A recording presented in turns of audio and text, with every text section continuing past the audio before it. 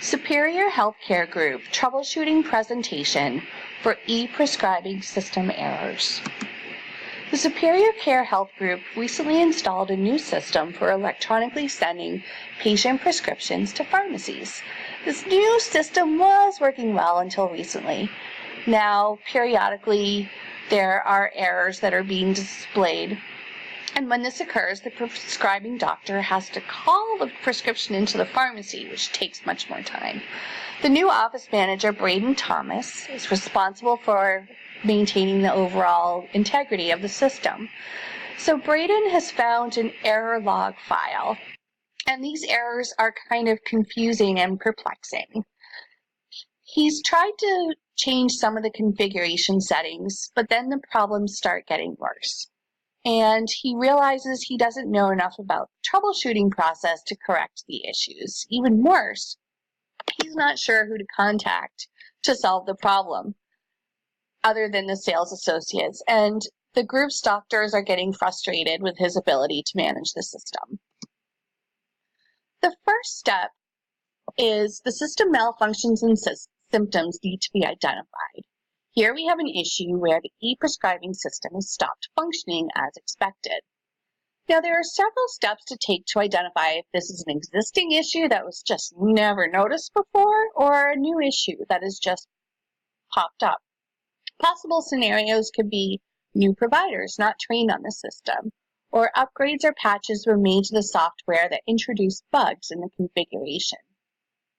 An operating system update, such as a new Windows upgrade from, say, Windows 7 to Windows 10, may have caused some systematic downstream issues. So it's important to escalate the issue to all members of the IT team and the governance board.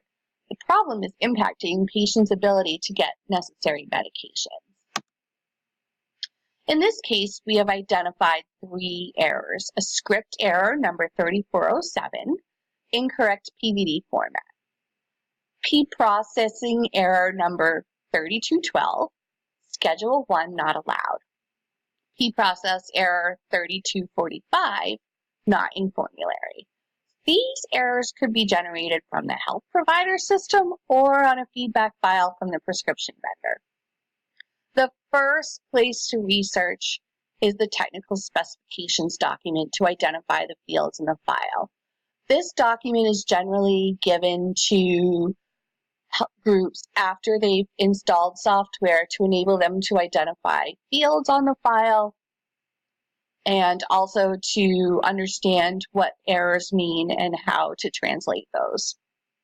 I would also want to know if the providers are seeing errors pop up but are ignoring them, or if these are response errors from a feedback file from the pharmacy or prescription vendor. So a meeting needs to be scheduled to kind of consult with the providers to get a deeper understanding of what they're seeing. A list of possible causes is generated based on existing knowledge, research, and previous experience. So we're going to first look at script error number 3407, incorrect PVD format. Script could mean a program or could reference prescription system. PVD could mean several things, and upon researching online, I found that PVD is an element on a prescription file that refers to either the prescriber or the pharmacy. It is likely the line means either the pharmacy code or the prescriber ID codes are incorrect or in an invalid format. An example might be that the pharmacy is expecting a numeric code, but letters are being sent instead. Error 3212, Schedule 1 not allowed. So knowing that this is a file related to medication and prescribing, this is likely a Schedule 1 substance. Now, Schedule 1 substances are very dangerous and essentially have no medical value. So this could be a prescribing error on the part of the physician. Either the physician is not allowed to prescribe Schedule 1 substances, or the system is not allowing a Schedule 1 substance to be input. If the medication is not really a Schedule 1, then the system needs to be fixed to stop identifying it as such. That could be another possible problem. Next, we have error 3245, not in formulary. Supplying the knowledge of medication, this can be either a pharmacy error or a provider entry error where the medication is not preferred either by the insurance company with the patient or by the pharmacy. The provider should prescribe an alternative form of the medication.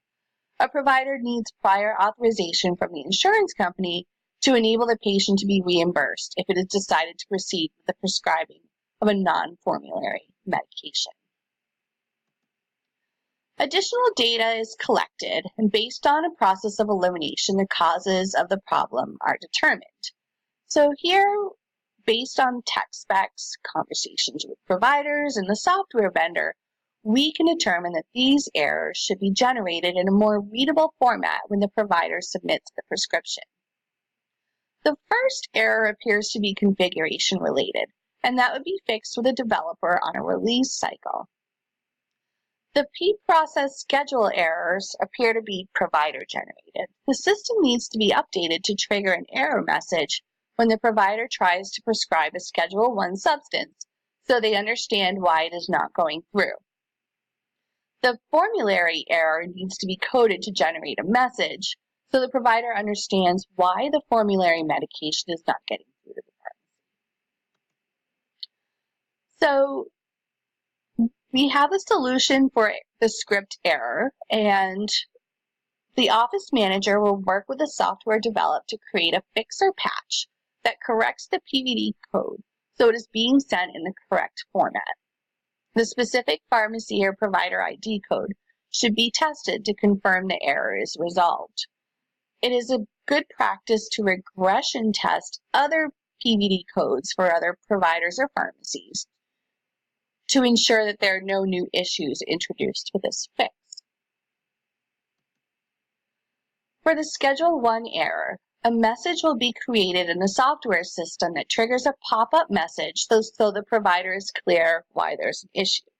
When a Schedule I drug is prescribed, this message will pop up. Schedule I drug, not permitted.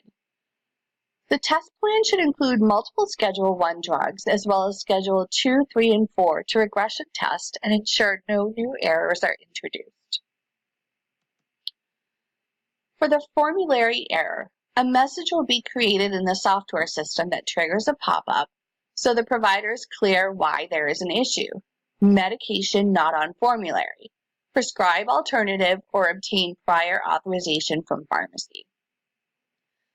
We also want the provider to be able to override so that the medication can go through if it's permitted or the patient is going to pay out of pocket. So a subsequent pop-up box with a circle that can be checked off so that the medication can be sent electronically if allowed. The test plan should include formulary and non-formulary medications. An override system needs to be allowed if the patient is paying out of pocket.